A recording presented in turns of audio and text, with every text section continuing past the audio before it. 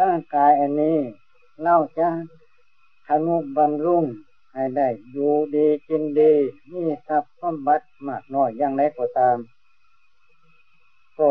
แค่ชีวิตหนึ่งเท่านั้นแหละทั้งเราจะอุปถัมภ์ประทานปุ่มทู่เลี้ยงดูให้ยิ่งน้ำตำร้านให้สนุกสนานได้อยู่ดีกินดีอย่างไรก็ตามเมื่อถึงข้าวแล้วก็ลืมเป็นสภาพแก่เจ็บตายถึงข้าวเก็บก็ต้องเก็บทั้งข้าวตายก็ต้องตายไปสภาพธรรมดาของร่างกายแค่ชีวิตหนึ่งเท่านั้นส่วนจิตใจของเราเป็นของไม่ตายสิ่งที่นำมาเกิดให้ได้ให้เราได้เป็นคนอยู่เดี๋ยวนี้เป็นหญิงอยู่เดี๋ยวนี้เป็นชายอยู่เดี๋ยวนี้หมายความว่าจิตใจนั่นแหละเป็นผู้มาเกิดเมื่อมาเกิดนี่ร่างกายแล้วพอมาถึงอาศัยอยู่ร่างกายนี้แหละเป็นวิหารธรรมเพียงอยู่เมื่อร่างกายนี้แต่ทั้งหลายหรือแก่เก็บตายไปแล้วจิตใจอันนี้ที่ว่าไม่ตายนี้ก็จะไปก็พบก็ชาติยึดใหม่เมื่อยังไม่สิ้นกิเลสตัณหาก็จะต้องมีภพมีชาติเกิดอีกต่อไปก็ควรทำความเข้าใจว่าไอ้ผ้าคนสุขคนทุกข์ถ้าเป็นคนดีคนชั่วก็หมายความว่าจิตใจนี่เองคำว่ากรรมก็หมายมโนกรรมคือจิตใจนี่แหละเป็นตัวกรรม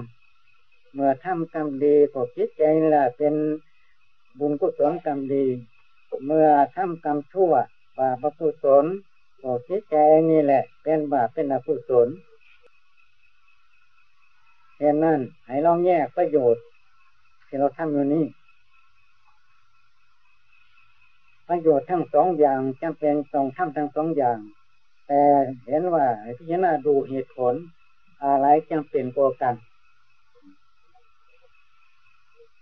เรามีกายกับใจเราจะอาศัยอะไรเนี่ยเพื่อความสุขความเจริญต่อไปเรามีกายกับใจสองอย่างนี้ก็เพราะการปฏิตรองพิจารณาดูเหตุผลตามความเป็นจริง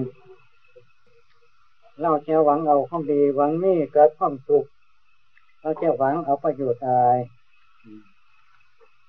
หรือประโยชน์แลกกันต่อไปถ้าเราหวังอยากเป็นคนดีอยากมีความสุขต่อไปเราจะปฏิบัติทำบำรุงส่วนใดให้เห็นความจำเป็นอย่างนั้น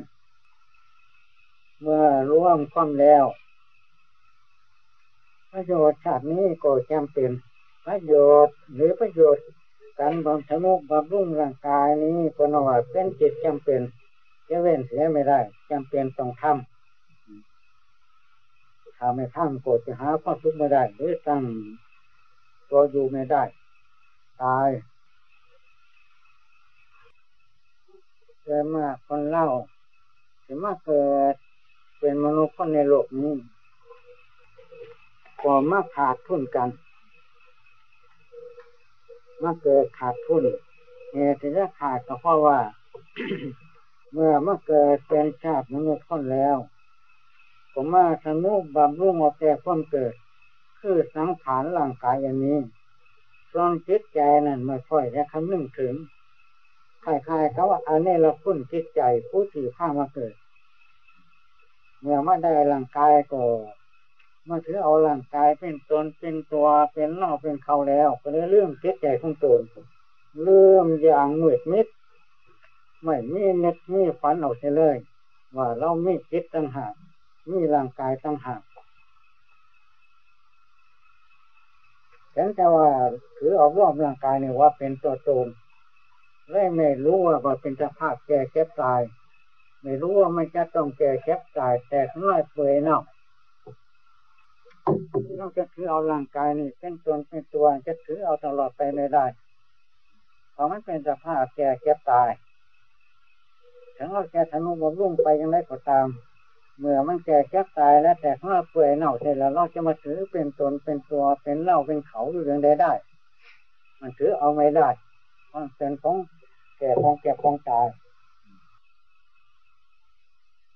เพราะว่าทำบุญได้บุญสมัยจิตใจดวงนี้แหละได้บุญ ความว่าเป็นบุญกับหมายคิดแต่ละเป็นบุญตอนร่างกายนี้ไม่รู้อะไรหรอกเสียเพราะบ้านเลี้ยงของเราเมื่อเราจะปลูก